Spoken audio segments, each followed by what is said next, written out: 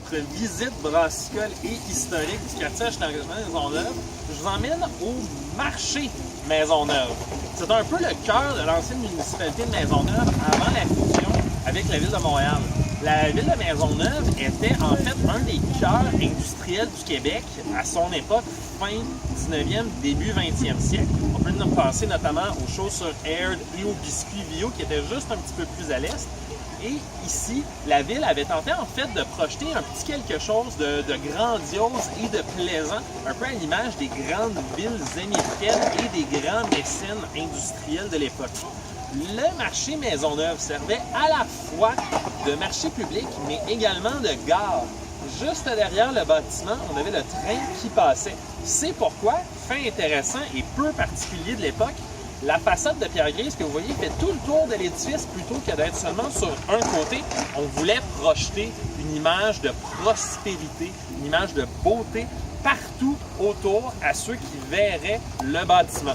Si on fait un petit panorama, on peut également voir la fontaine, qui avait jadis été assez controversée puisqu'elle représente une femme.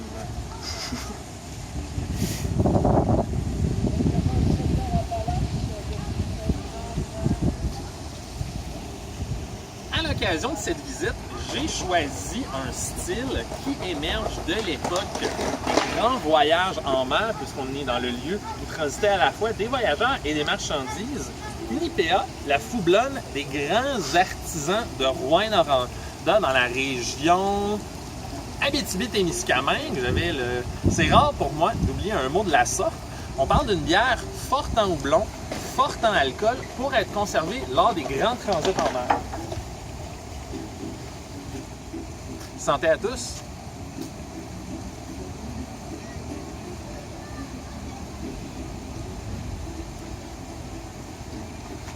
On est ici un produit qui projette une bonne rusticité tout en étant très authentique au style.